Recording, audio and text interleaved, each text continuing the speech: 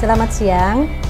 Hari ini kita akan praktikum salah satu teknik konversi energi biomasa, ya, konversi biomasa, ya, yaitu teknologi pirolisis. Nah, dalam hal ini kita akan melakukan proses pirolisis primer lambat atau yang biasa kita sebut karbonisasi atau proses pengarangan. Ya. Nah, apa sih pirolisis itu? Mungkin ini sambil review ya, karena mungkin dari sebagian dari Anda sudah ada yang mendapatkan kuliah tentang pirolisis, tapi mungkin sebagian lagi belum karena kita praktikumnya paralel. Ya. Oke, jadi pirolisis itu apa sih? Pirolisis itu adalah penguraian biomas karena proses panas. Jadi biomas itu kan dipanaskan terus-menerus, maka dia akan terurai. Nah, terurainya menjadi apa? Menjadi bermacam-macam, ya, tergantung tingkatannya. Untuk pirolisis primer, Anda akan mendapatkan dalam padat, ya,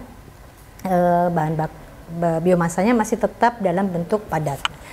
Sedangkan untuk pirolisis sekunder, nanti bahan biomasa yang sudah berubah tadi, walaupun tetap padat, ini akan diubah lagi, ya, diuraikan lagi menjadi bentuk gas-gas semua, sehingga kita nanti hasil akhirnya hanya bersisa abu, ya. Oke, jadi kita kembali ke topik yang tadi, bahwa kita akan melakukan praktikum, ya, melakukan pirolisis primer lambat. Kenapa lambat? Lambat ada cepat, ya. Mungkin nanti coba lihat nanti di kuliah, ya. Lambat karena prosesnya lama, ya. Cepat itu berarti prosesnya cepat. Itu sebenarnya hanya kategori waktu saja. Oke, jadi kita akan melakukan pirolisis primer lambat atau kita sebut dengan karbonisasi atau pengarangan. Nah, dari topiknya saja Anda tahu bahwa hasil akhirnya apa? Hasil akhirnya yang targetkan adalah berupa arang, ya. Nah, pertanyaan sekarang begini, kenapa sih biomas mesti diubah menjadi arang, Bu? Kenapa nggak langsung dibakar saja? Ya. Nah, Anda tahu bahwa biomas itu mudah sekali rusak, ya. Pasti semua ngerti itu. Jadi karena dia kadar airnya tinggi, maka dia akan mudah sekali lembab, ya, dan kemudian rusak dimakan serangga dan sebagainya. Nah, di pengarangan di sini fungsinya adalah untuk mengubah unsur-unsur biomas tadi itu, menguraikannya, ya, kemudian hanya menyisakan yang berupa karbon, ya, karbon. Makanya disebut karbonisasi atau dalam bentuk arang tadi, ya. Nah, Anda mungkin belum pernah lihat nggak arang itu bulukan gitu, ya, berjamur, ya. Pasti nggak pernah lihat kan? Nah, itu menunjukkan bahwa kita mengarangkan biomasa itu untuk mendapatkan biomasa dalam bentuk yang lebih baik, dengan kualitas yang lebih baik, yang tidak mudah rusak, ya, sehingga kita bisa menyimpan dalam waktu yang lama dan mempunyai nilai kalor yang tinggi. Nah, ini, ya, mempunyai nilai kalor yang lebih tinggi. Jadi di depan saya ini ada beberapa contoh biomasa, ya. Kita mulai dari yang paling sering Anda lihat mungkin kan kayu, ya. Pasti juga hampir semuanya pernah lihatlah arang kayu, ya. Nah, di depannya ada arang kayu. Ini arang kayu ini seperti ini, ya. Ini termasuk arang kayu dengan nilai dengan mutu yang bagus, ya. Kalau Anda lihat ini keras, ya, berat, keras, ya. Warnanya hitam legam, ya. Artinya dia kadar abunya rendah, ya.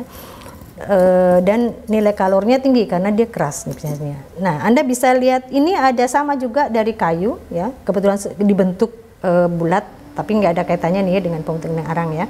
Nah, tapi ini kalau dibikin ini enteng sekali. Nah, ini berasal dari kayu, istilahnya kayu ringan, ya, dan ini mempunyai nilai kalor yang lebih rendah, ya. Jadi kalau kayu kita arangkan, kayu itu rata-rata mempunyai nilai kalor antara 4.000 sampai 5.000 kilokalori per kilogram. Kalau kita arangkan, nilai kalornya bisa meningkat, ya, sampai dengan sekitar 6.000 kilokalori per kilogram. Tapi kalau ini arangnya arang yang kering begini dari kayu yang ringan, ya, ini nilai kalornya akan lebih rendah dari 6.000. Kalau yang seperti ini oke. Nah, ini ada lagi nih arang nih, Anda bisa lihat di sini, ini arang ini kalau Anda perhatikan nih, saya jatuhkan, ya. Ya, Jadi ini keras sekali, ini ya. Bisa dari ini, ya, seperti besi dan nggak patah diginikan. Ya. Nah, beda dengan ini kan. Kalau ini Anda bilang di sini nggak bunyi ya, bunyinya lemah sekali. Ya. Nah, ya. Dan ini, kenapa ini terjadi seperti ini? Ini arang ini menjadi sangat keras, ya. Ini karena dia diarangkan pada suhu yang sangat tinggi, ya, tapi tidak dengan proses pengarangan biasa. Ini kita sebut sebagai arang putih. Kenapa arang putih? Kan dia ini sebenarnya diarangkan pemanasannya dengan cara dia dimasukkan di dalam abu yang sangat panas. Ya. Ini dibawa susah-susah nih dari Nagoya, dari Jepang. Ya. Di sini belum ada yang bisa bikin seperti ini. Ini keras sekali. Nah, kemudian kita lihat ini tentu nilai kalorinya tinggi ya dan sangat awet nih. Anda lihat di sini sebelahnya adalah sekam. Pasti semua juga sudah pernah lihat yang namanya sekam padi ya. Ada nggak yang belum pernah lihat sekam padi ini ya? Pasti pernah lihat sekam. Nah, ini juga kita arangkan seperti ini ya. Kenapa diarangkan, Bu? Perlunya apa? Nah, mungkin juga Anda pernah lihat juga arang sekam begini yang digunakan untuk media tanam ya. Bisa juga tapi bukan yang untuk abu gosok ya. Jadi untuk media tanam biasanya ya. Nah, sekam juga ini kita arangkan kalau kita ingin membuat briket. Di depan ini kita bisa lihat nih ada briket sekam ya. Kalau kita mengarangkan mengbriket langsung nih, arang seperti sekam ini langsung di briket, dia tidak akan menghasilkan briket yang bagus dan sangat sulit. Kenapa? Karena bentuk fisiknya seperti ini, sekam ini sulit sekali untuk merekat dan jadi satu ya, bergabung. Nah, karena komposisi sekam ini adalah banyakkan silika ya, dan nanti hasilnya banyak abunya. Nah, jadi kita arangkan dulu. Kalau sudah diarangkan seperti ini, maka kalau kita akan briket itu akan lebih mudah. Dan Anda bisa lihat bentuk briket yang cantik seperti ini ya. Ini bukan Oreo ya, jangan dimakan ya. Jadi ini briket arang sekam. Nah, sekarang kita lihat yang sebelah sini ya. Ini ada batok kelapa. Nah, batok kelapa ini kenapa perlu diarangkan, Bu? Itu kan ini kan sudah cukup bagus ya untuk bahan bakar ya. Ini sudah cukup bagus nih untuk bahan bakar. Nah, tapi ini kalau kita bakar langsung akan menghasilkan asap. Ya, nggak baik juga ya. Nah, jadi kita arangkan. Nah, kita arangkan seperti ini hasilnya. Kalau sudah jadi arang seperti ini bisa kita gunakan baik sebagai bahan bakar arang. Bisa juga kita konversi menjadi arang aktif. Pernah dengar arang aktif ya? Aktif karbon ya. Ini contohnya seperti ini ya. Ini arang aktif. Bagaimana cara membuat arang aktif? Nah, itu dari arang yang kualitas bagus kita rendam di larutan NaOH. Ini untuk mengaktifkan kemampuan arang, mengaktifkan karbon yang ada di dalam arang itu sehingga dia mampu menyerap hal-hal negatif ya, misalnya racun dan sebagainya yang toksik itu diserap. Mungkin kalau dulu Anda atau bukan dulu ya, kalau dulu saya ya, kalau ke tempat nenek gitu ya, itu tuh mereka kalau memasak sesuatu sering diberi arang dalamnya. Maksudnya apa? Itu untuk menyerap toksik ya, menyerap racun-racun. Nah, mungkin nenek-nenek Anda juga masih ada yang seperti itu. Nah, bisa juga sekarang kita membuat briket batok kelapa. Nah, bisa bayangkan, bisa nggak kita dibuat briket seperti ini? Nggak bisa kan, berarti kita arangkan dulu. Nah, setelah diarangkan nanti dihaluskan, kita kan bisa membuat briket seperti ini ya, cube briket. Nah, ini kita ekspor biasanya ya. Jadi tadi kalau batok kelapa ini biasanya diarangkan, ekspor arang itu pasti batok kelapa itu kebanyakan ya. Kenapa? Karena batok kelapa ini karena keras ya. Kalau kita arangkan, dia akan menghasilkan kualitas arang yang dalam tanda petik pasti di atas kualitas dari arang kayu ya, arang kayu seperti ini. Tapi mungkin sama atau malah lebih rendah dibandingkan dengan arang yang seperti ini ya. Oke. Nah, kemudian kita lihat lagi sebelahnya nih. Nah, ini mungkin perlu lihat. Ini ada ampas biji jarak. Ya. Anda bisa perhatikan kalau tadi saya sampaikan bahwa kita perlu mengarangkan supaya awet. Nah, ini bisa dilihat ya. Bisa lihat di sini, ini rusak dia ya. Jadi dia tidak tidak tahan lama ya. Jadi Anda bisa lihat di sini sudah bulukan, kalau saya bilang bukan hanya bulukan, dia sudah hancur nih, jadi bubuk ya, banyak serangga. Nah, jadi nggak bisa kita simpan. Nah, jadi diapakan? Diarangkan. Nah, ini Anda bisa lihat nih diarangkan. Ini umurnya sama ya. Ini Pak Cahyo, ini umurnya sama nih ya. Jadi ini artinya ini udah umur berapa tahun nih? Saya lupa juga nih. Mungkin sekitar 3 tahunan ya. Untuk masih belum habis. Nah, ini sama ya. Anda bisa lihat nih sudah 3 tahun juga nggak berubah arangnya. Ya, ini membuktikan bahwa teknologi pirolisis ini, ya, pirolisis primer ini bisa kita gunakan untuk mengawetkan, ya, mengawetkan biomas. Oke. Nah, kemudian bagaimana kita mengetahui apakah arang itu kualitasnya bagus atau tidak? Nah, Anda tidak perlu terlalu heboh dengan membawa ke lab dulu ya. Memang idealnya begitu ya. Tapi Anda tidak harus di lapangan. Anda bisa langsung menilai. Kalau Anda setelah selesai membuat pengarangan tadi, Anda langsung menilai arang Anda bagus atau tidak. Caranya gimana? Lihat ini penampakannya. Apakah dia hitam, legam, atau dia kusam? Ya. Anda bisa lihat di sini ya. Ini hitam. Hitam artinya dia bagus ya. Tidak kusam. Nah, kalau kusam seperti apa? Kalau kusam itu di sini kebetulan wah, tidak ada contoh yang kusam nih. Kebetulan relatif bagus. Nah, hitam ya. Tapi ini juga belum menjamin nih sudah bagus, karena kadang-kadang luarnya ini apa istilahnya, dalam tanda petik agak mengecoh ya. Nah, bukti kedua gimana? Anda patahkan ya, Anda patahkan begini ya. Kalau di sini ini mengkilap ya, maka itu artinya dia kualitasnya bagus, arangnya bagus ya.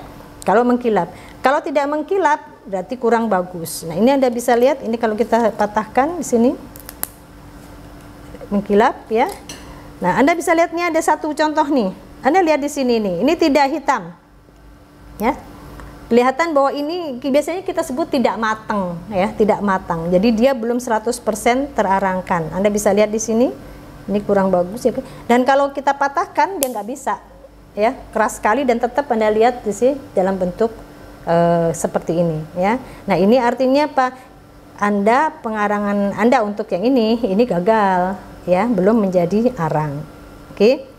Jadi untuk memastikan bahwa prosesnya itu hasilnya bagus adalah hasilnya ya, untuk memastikan hasil atau tidak. Nah, kita bisa dipatahkan begini ya. Jadi dari warnanya sama dipatahkan.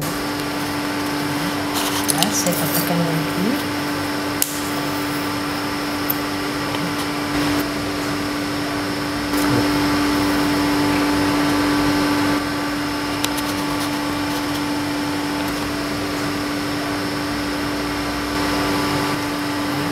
Kita lihat, kalau kita patahkan susah dipatahkan. Nah, susah sekali dipatahkan. Kalau toh patah dia, nah kalau toh patah dia ini seperti ini tadi patahannya.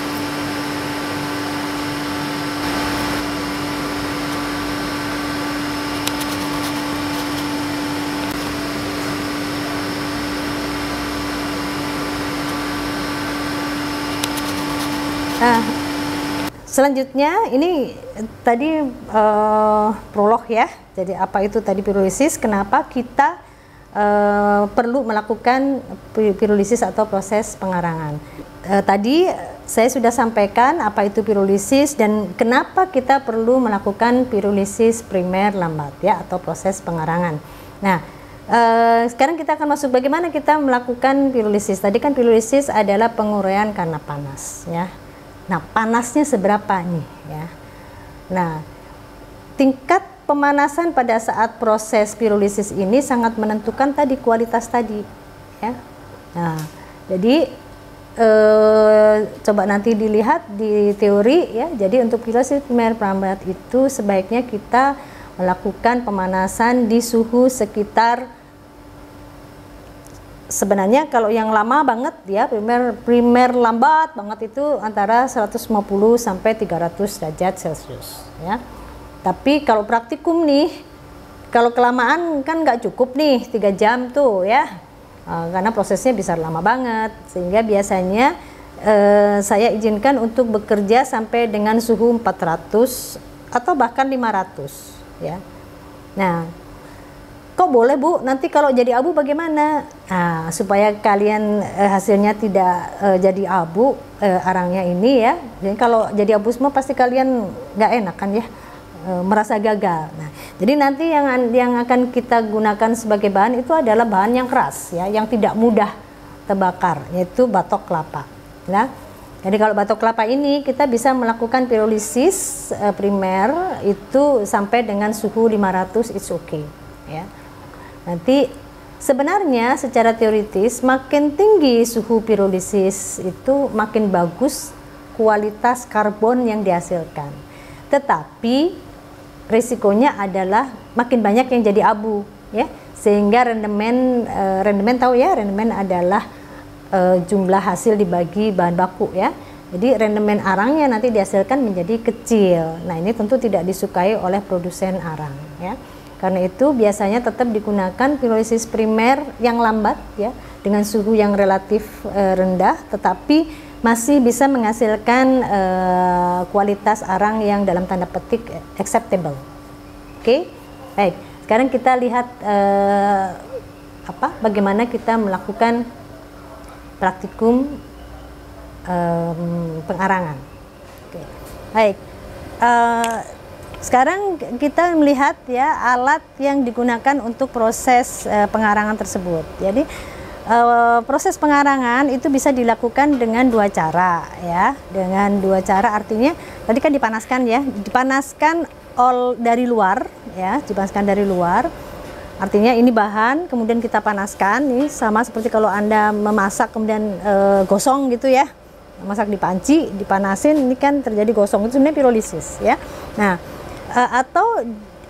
ini ada satu dipanaskan dengan cara membakar, jadi energi panasnya diperoleh dari membakar sebagian dari bahan yang kita arangkan. Nah, ini yang biasa umum digunakan di semua proses pengarangan komersial maupun tidak komersial ya, artinya di masyarakat.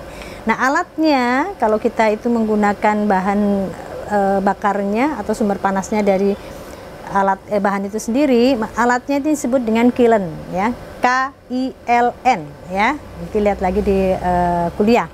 Kiln. Nah, di belakang saya ini ada beberapa macam kiln ya, ada beberapa macam kiln. Sebenarnya ini masing-masing kiln didesain berdasarkan jenis bahan bakunya ya. Jadi ini misalnya didesain untuk khusus ya untuk batok kelapa, tapi bukan berarti dia tidak boleh digunakan untuk yang lain, it's okay ya. Tapi desainnya berdasarkan batok kelapa. Yang ini desainnya berdasarkan kayu ya, kayu yang dicip gitu ya. Ini desain berdasarkan kulit duren ya, kulit duren yang diarahkan ya. Kemudian ini yang kiln yang seperti ini, yang Venturi ini pakai pinggang ya. Ini didesain untuk mengarangkan ini didesain untuk batok kelapa, maaf. Desain untuk batok kelapa, bukan untuk cangkang sawit. Oke. Nah, yang ini adalah rancangan kiln yang memang digunakan untuk cangkang sawit ya. Anda bisa lihat nih pinggangnya lebih kecil dibandingkan dengan yang tadi. Kenapa? Karena kalau cangkang sawit ukurannya kecil-kecil ya. Ini tentu tidak bisa kita gunakan untuk batok kelapa. Kenapa? Karena ini kecil di sininya ya, jadi nanti nggak bisa masuk. Nah, kalau kiln ini adalah kiln yang khusus dirancang pesanan ini ya. Jadi ini adalah program dari UNDP, programnya PBB untuk development community ya, UNDP. Nah, ini dirancang khusus untuk sekam ya, khusus untuk sekam. Rancangannya beda nih ya, satu dengan yang lain. Nah, ini diimplementasikan di hampir seluruh wilayah Indonesia ya. Jadi di bawah program UNDP yang namanya Biochar-Coal ya. Jadi programnya ini adalah untuk memperbaiki sifat fisik tanah pertanian dengan memanfaatkan sekam, limbah sekam mereka diarangkan dan kemudian dikembalikan lagi ke lahan, gitu ya. Oke, sekarang kita lihat bahwa kiln itu, bahwa proses pengarangan juga bisa menghasilkan produk lain, yaitu asap cair, ya. Nah, kita lihat sekarang bagaimana unitnya ini supaya bisa menghasilkan asap cair. Dalam proses pengarangan akan dihasilkan asap, ya. Nah, asap ini sebenarnya sifatnya polutan, ya. Nanti kalau Anda praktikum real nih, wah itu mabok semua ini dengan asap, ya. Jadi asap ini karena polutan sebaiknya jangan dilepaskan langsung ke udara. Jadi kalau bisa itu ditangkap. Nah, nangkapnya gimana nih? Nah, nangkapnya itu masukkan ke sini, ada, kalau Anda lihat di sini ada cerobong ini ada pipa, masukkan ke sini, pipa sini. Nah, di bawah ini adalah unit kondensor. Jadi kondensor ini tugasnya mengkondensasikan asap yang ditangkap tadi, ya, dari kiln tadi masuk ke sini, dikondensasikan dan dia akan menetes di sini. Dia menggunakan flow udara saja, ya. Akan lebih bagus juga kalau misalnya di sini dengan fluida, ya, dialirkan fluida air misalnya, itu lebih bagus. Tapi yang paling murah ya dengan udara. Nah, ini nanti hasilnya akan menetes di bawah di sini, ya, ditampung.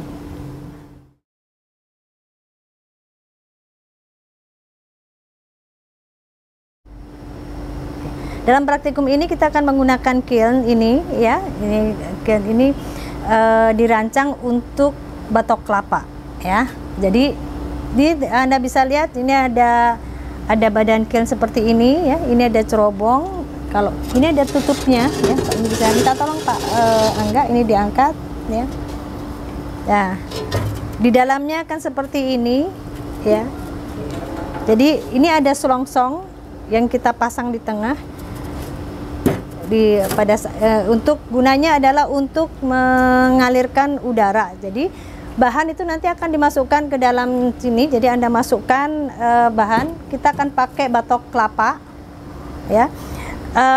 Anda, sebelum kita mulai, kita lihat di sini gimana kiln ini. Ini di sini ada lubang-lubang. Ini lubang-lubang ini fungsinya untuk aliran udara, ya, pembakaran. Nah, ada beberapa di sini. Di awal proses ini kita buka dulu semuanya.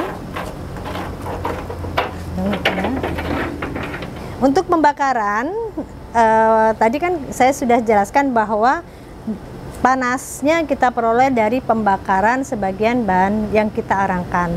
Nah, berarti kita memerlukan udara untuk pembakaran. Udara pembakaran dapatnya dari mana? Nah, kita buka di sini ini. Lubang ini merupakan lubang inlet dari udara untuk pembakaran tadi, ya. Nah, ini bisa kita atur mau lebar atau ini tergantung dari kebutuhan udara. Nah, kebutuhan udara ini dasarnya apa? Dasarnya ada tingkat suhu yang dibutuhkan.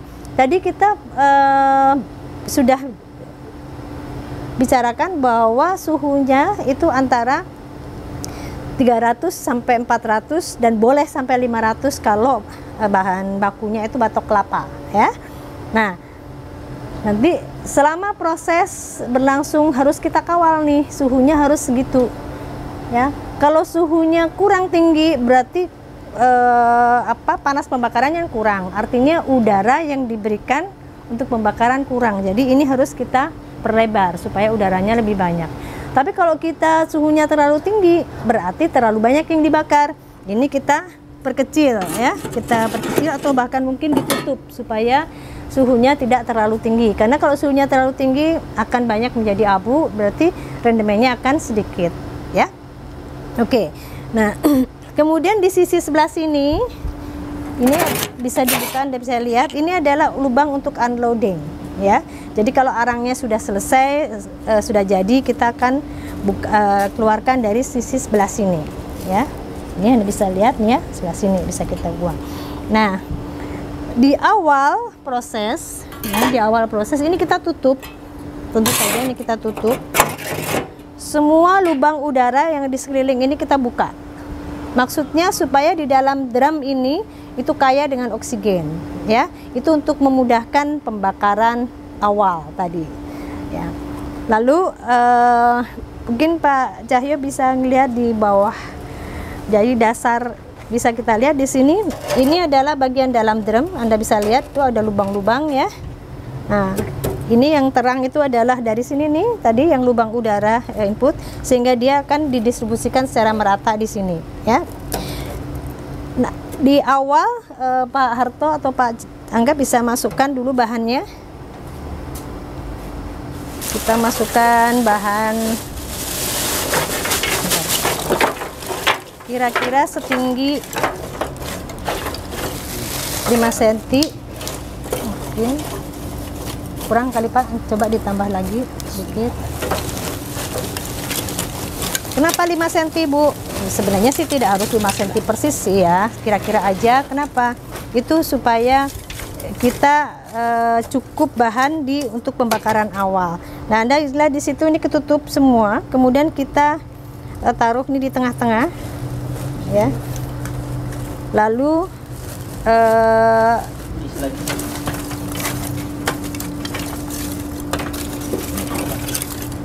nah, Anda perhatikan posisinya begini.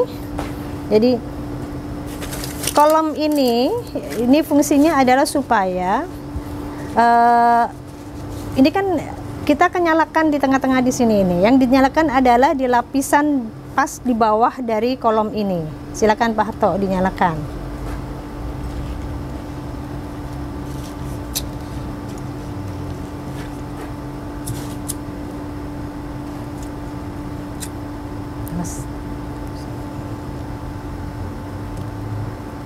Ya, oke. Nah, ini dia kok bisa nyala apinya kenceng? Iya, karena dia mendapatkan udara dari bawah tadi ya. Dari bawah tadi kan, di bawah itu kan ada lubang-lubangnya kan.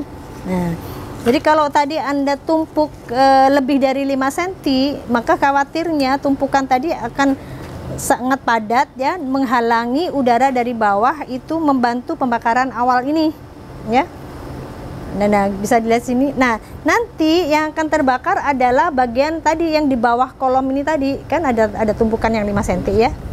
Jadi itu akan terbakar menghasilkan panas. Nah, nanti panasnya ini akan dirambatkan ke sekelilingnya ya. Nah, ke sekeliling dari, tentu saja awalnya adalah ke sekeliling dari kolom ini. Kenapa? Karena yang akan dekat dengan udara ya, dekat dengan udara. Nah, panasnya, jadi kolom ini sebenarnya berfungsi untuk meratakan panas tadi supaya ke kiri ke kanan tadi ya.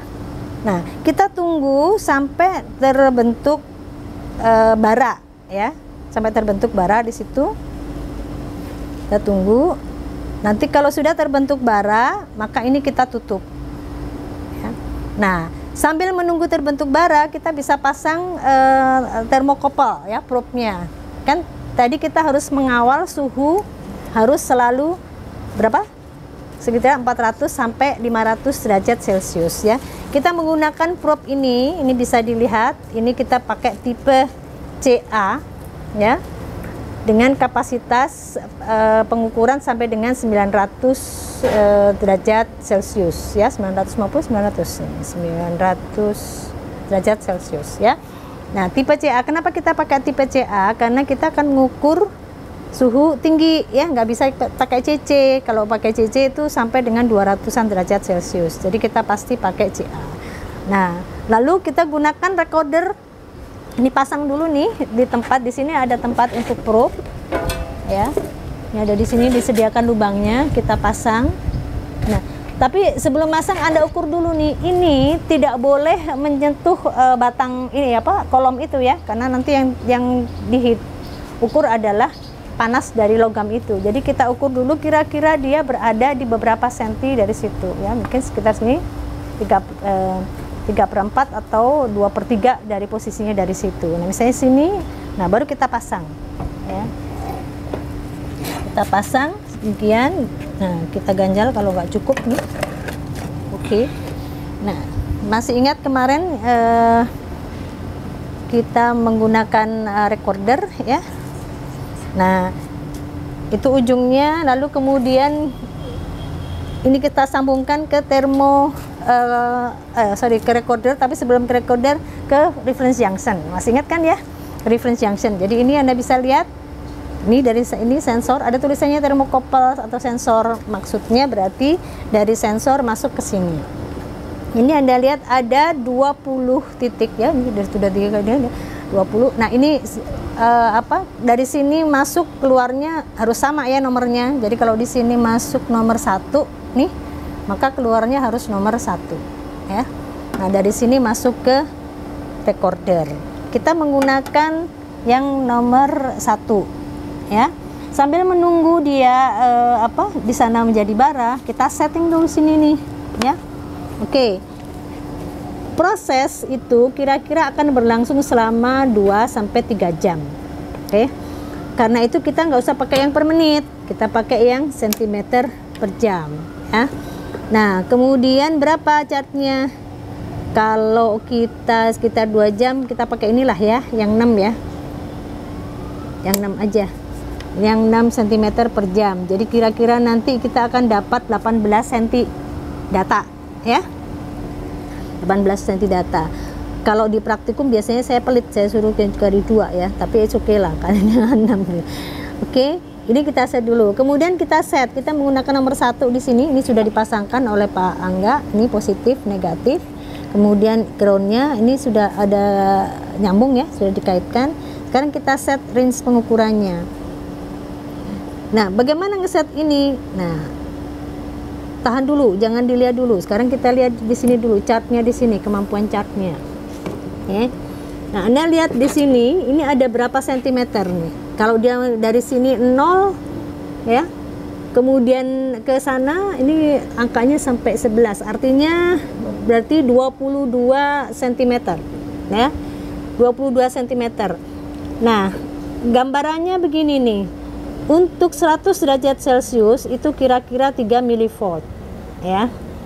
Nah, kira-kira nanti kita akan dapat berapa derajat Celcius nih.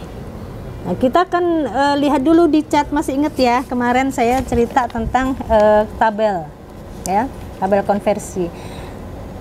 Tadi saya cerita bahwa kira-kira suhu yang akan kita operasikan itu sekitar 500 gitu ya, 500 derajat Celcius. Kalau terjadi kecelakaan, anggaplah sampai 600 ya, 600. Sekarang kita lihat di sini, ini Anda bisa lihat kita pakai CA kan ya, pakai CA. Kita cari yang berapa tadi Pak? Hitung dulu nih, ini kan ini dalam Fahrenheit, berarti kita hitung dulu dari 600 derajat Celcius itu berapa Fahrenheit ya. Ya, 112 derajat, ambil selamatnya aja nih gitu kan, ambil 1200 berarti kita lihat di kolom di sini 1200 Fahrenheit, ambil kolom yang CA. Oke. Nah, Anda bisa lihat di sini berarti dia di 26 cm. 26 volt. Ya, 26 mV. Jadi kita nanti akan mengukur maksimum 26 mV. Oke, simpan dulu. Sekarang kita lihat ya. Jadi tadi ya segini ya. Kita lihat di kolom yang CA ini kita dapatnya 26, sekian gitu kan. Nah, anggaplah 26 kan tadi ini dilebihin di sini. Oke, sekarang ini kita anggap aja 26. Jadi nanti maksimum yang akan kita ukur sekitar 26 mV. Ya. Karena tadi kita ngitungnya 500 nih.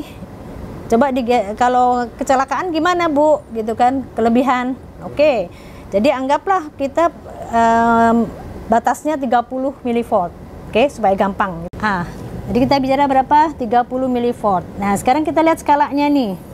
Skalanya ini kan ada 0 sampai 11, tapi ini ada 2 garis ya, berarti 22 cm. Kita perlu 30 cm. Nah, kalau begitu kita tidak bisa men-set range di sini 1 misalnya. Kalau kita set di sini 1, artinya 1 cm ini nilainya adalah 1 mV per cm. Kalau kita set segini, maka maksimum yang bisa kita ukur hanya berapa? Hanya 22 mV kan, padahal tadi kita akan mengukur 30 mV. Oke. Nah, kemudian ingat ya, kemungkinan kita akan menghasilkan memasang termokopelnya ini salah, karena masih ingatnya ya, jadi kalau Ca itu kan sama-sama putih, kita nggak tahu mana yang positif, mana yang negatif ya. Nah, kalau kita nggak tahu mana yang positif dan negatif, lebih baik Anda set ini tidak di 0 tapi di tengah-tengah ya, supaya kalau ada simpangan, kemarin saya sudah jelaskan ya, ini kan ya, harusnya kan di 0 nih ya, tapi kita kemungkinan akan keliru memasang karena tadi sama-sama putih kan. Kalau CC tahu nih bahwa yang tembaga itu ditaruh di positif, kalau Ca dua-duanya putih, kita nggak tahu nih kan. Jadi taruh saja ini di tengah posisinya ya, posisinya di tengah. Supaya apa? Kita taruh aja di 5 deh ini ya. Supaya apa? Supaya kalau misalnya kita salah dalam memasang sehingga simpangannya yang harusnya ke sana tapi balik ke sini, itu nggak ada masalah ya, alatnya tidak rusak dan data tetap bisa Anda pakai ya, karena yang kita butuhkan adalah simpangannya. Nah, kalau kita taruh di tengah kan berarti kita hanya punya berapa nih, 5 ke sana ya, kita hanya punya 11 cm. 11 cm kita perlu 30 mV. Jadi yang sudah pasti nggak mungkin pasang satu. Jadi kita pasang saja ke posisi di sini ya, 2,5 mV per cm. Kalau 2,5 mV per cm berarti di sini 11 kali 2,5 kan berarti 27,5 mV ya. Nah, kita tadi hitungannya kan cuma 26 mV atau maksimum 30. Jadi oke, kita bisa gunakan di set di sini 2,5 mV. Oke ya, untuk range-nya. Nah, tadi posisinya kita harus pasang, ini nggak stabil nih. Kita harus siapkan di pas di sini nih. Oke, di tengah-tengah di situ ya, pas di angka 5 di sini. Oke. Chartnya sudah ya. Nah, ini di setel dulu sedikit supaya dia pas di garis. Nah, sambil menunggu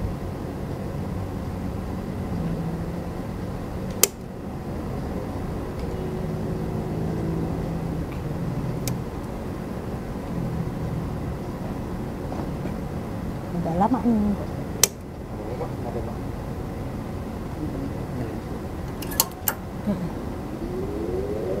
Ini agak lama ini.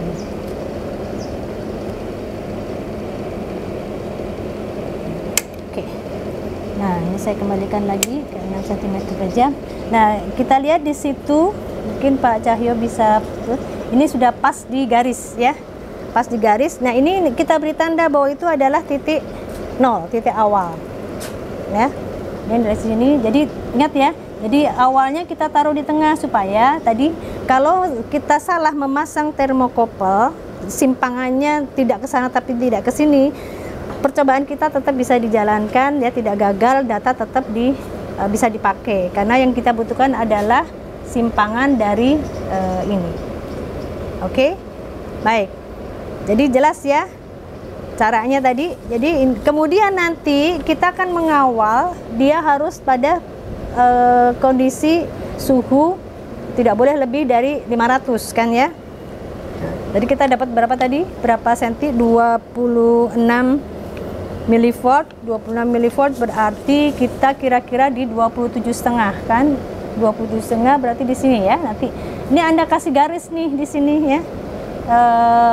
Punya ballpoint nggak Pak? Ya, kasih garis di sini. Ini nanti setiap kali harus kita supaya Anda tidak setiap kali menghitung ya, Anda kasih batas. Misalnya anggaplah misalnya di sini dia misal jatuhnya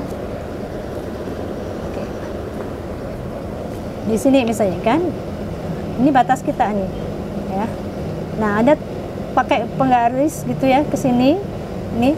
Nah, nanti selama proses berlangsung ya, selama proses berlangsung ini kan akan menunjukkan kalau sudah mendekati batas ini, Anda harus segera menurunkan suhu, ya, menurunkan suhu. Nah, menurunkan suhu caranya gimana tadi? Adalah menutup lubang udara, ya, inlet, supaya laju pembakarannya turun, sehingga suhu yang dihasilkan untuk proses pirolisis tadi turun.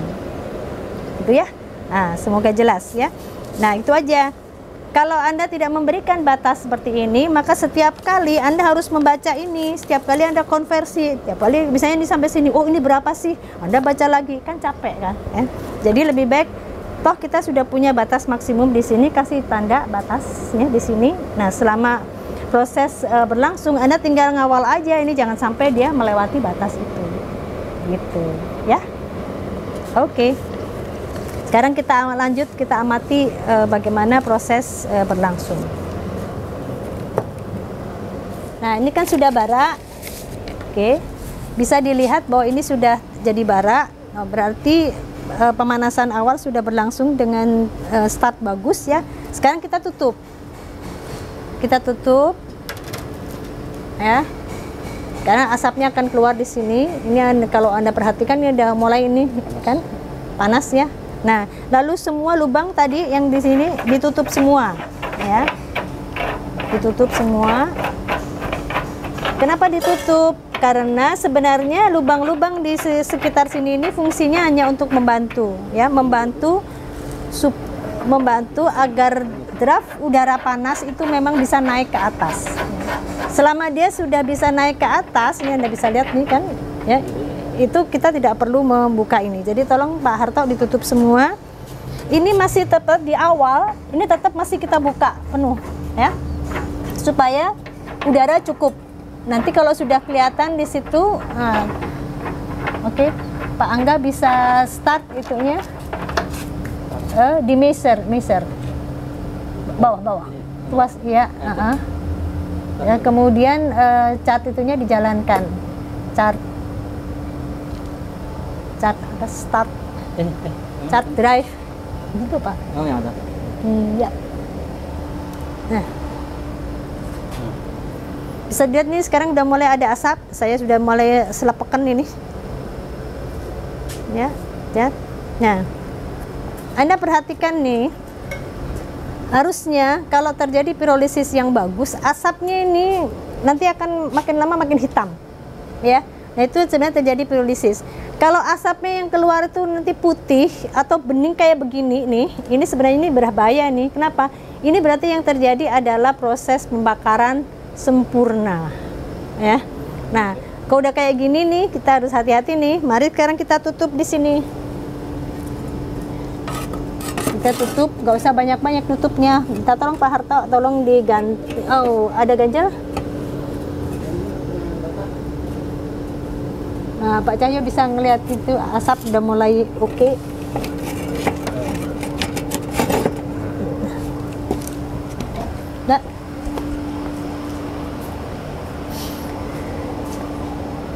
Nah, tadi kan saya sudah cerita ya bahwa akan menghasilkan asap, dan asap ini polutan ya. Tadi harus kita tangkap.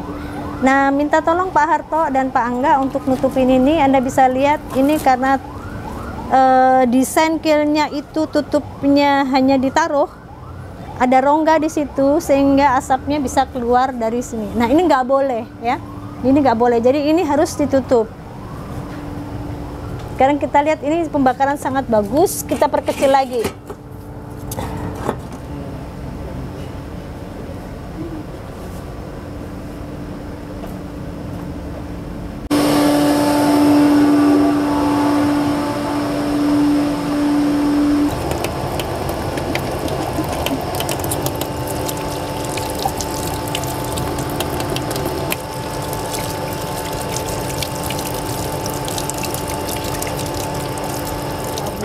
Ya, ini proses sudah selesai, bisa dilihat sini. Mari kita bongkar Pak Angga. Trupnya kita ambil ya, kita bongkar dulu, kita ambil dulu, taruh di tempat yang aman.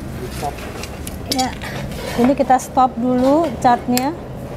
Nah, bisa dilihat nih chartnya di sini berapa suhu terakhir ya. Kita lihat di sini ini berapa, 1, 2, 3, 4, 5, hampir 6 ya. Kalau 6 kali 2,5 milivolt berarti ada 15 milivolt ya. Nanti Anda lihat di sini harusnya berapa tadi kan, 15 mV, berarti saya lupa, 15 mV kita tambahkan dulu dengan nilai yang ada di sini, karena ini adalah bisa dibaca nih menggunakan reference junctionnya 75 derajat Fahrenheit ya, bukan 0 derajat Celcius atau sama dengan 0 derajat Celcius ya, tidak 0 derajat Celcius. Jadi karena kita menggunakan reference junction 32 derajat Fahrenheit atau 0 derajat Celcius, maka kita perlu membuat konversi di sini. Jadi nilai yang ada kita lihat tadi, kita dapat tadi berapa? 15 mV ya. 15 mV kita tambahkan, lihat di sini CA berapa? Untuk CA ditambahkan 0,95. Jadi nilai yang kita baca di tabel adalah 16,95 ya. 16,95 ada di mana? Nah, kalau kita lihat di sini ini 16,95 berarti sekitar di sini ya. Di sini ini ternyata suhunya ini sama dengan sekitar 800, nanti akan ada hitungnya sendiri ya, sekitar 825. Tadi kan 16,95 kan ya, ya sekitar segini kan 17. Jadi 825 derajat Fahrenheit ya. Nah berarti ini kalau kita kurangin 32 kali 5/9 jadi berapa? Suhunya sekitar 400-an berarti ya, sekitar 400 derajat Celcius. Jadi kita sudah bekerja pada proses pengarangan yang relatif benar ya, jadi badarin suhu yang sekian. Nanti kita buktikan apakah rendemennya cukup bagus atau tidak. Oke. Proses sudah selesai. Ini pennya kita naikkan lagi ya. Anda bisa lihat di sini bahwa chart data yang dihasilkan berupa chart yang continuous ya. Masih ingat ya? Minggu yang sebelumnya kita bicara tentang recorder continuous ya. Jadi Anda bisa lihat di sini, Anda bisa melihat proses, selama proses ini datanya setiap detiknya ya, karena di continuous. Oke. Baik, nah setelah itu ini tadi sudah kita stop, kita naikkan, ini kita kembalikan lagi ya pada ininya, lalu ini kita kembalikan ke 0, lalu pelan-pelan kita buka, kita pastikan bahwa semuanya sudah jadi arang. Oke, ini harus segera selesai. Silakan Pak.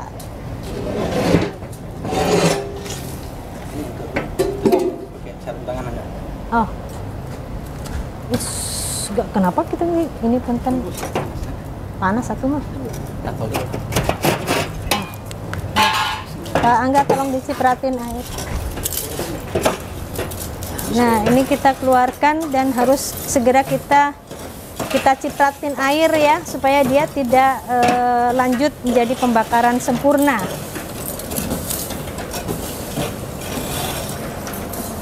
Ini Pak Harto harusnya pakai sarung tangan, kan panas.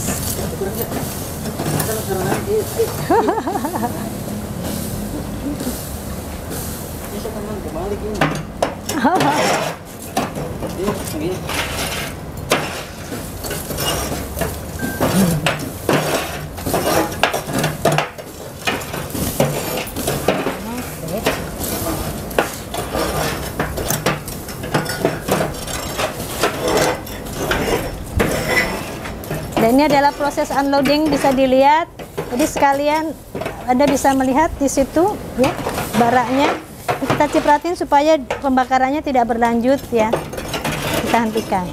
Sekarang ini dah mulai kita lihat hasilnya ini ya. Kita jemur dulu sebentar supaya agak kering, baru nanti kita timbang. Tapi sudah bisa kita evaluasi.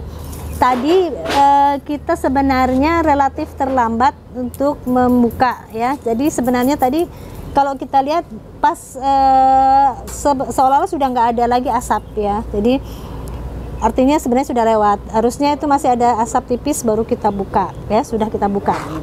Nah, tapi keuntungannya adalah suhunya yang dicapai menjadi meningkat. Kalau Anda lihat tadi chartnya, suhunya itu masih tinggi ya. Nah, kita tahu bahwa makin tinggi suhu, karbon yang dihasilkan itu makin bagus. Jadi kalau Anda bisa lihat tadi baraknya tuh sangat baraknya sangat kencang sekali ya itu ya. Nah, itu pasti karbonnya bagus. Ini bisa kita lihat sekarang, bisa Pak Angga bisa potes tuh. Bisa dibuka. Nah, kalau kita patahkan nih, ini arangnya kriuk banget gitu loh ya. crispy ya, kriuk banget, dan kalau kita patahkan maka dia akan mengkilap namanya. Anda lihat juga semuanya ini terarangkan dengan sempurna ya, tidak ada yang kurang matang. Anda bisa lihat di sini lah, kalau Anda perhatikan juga sebenarnya abunya hanya sedikit. Anda bisa lihat nih kadar abunya sedikit ya. Jadi pengarangan kita lakukan saat ini alhamdulillah ini berhasil bagus ya. Waktunya nggak sampai 2 jam di sini, 1,5 jam. Sekarang nanti kita timbang berapa rendemennya. Kalau melihat kondisinya rendemennya pasti kecil ya. Jadi biasanya makin tinggi rendemen makin rendah kualitas ya. Biasanya seperti itu. Coba kita timbang sekarang Pak. 2,5 dikurangi 0,8 jadi berarti hanya 18. Berarti gini kalau dilihat rendemen kita jelek nih rendemennya. 18 per 10 kilo tadi ya Pak? Sekitar 10 kilo ya.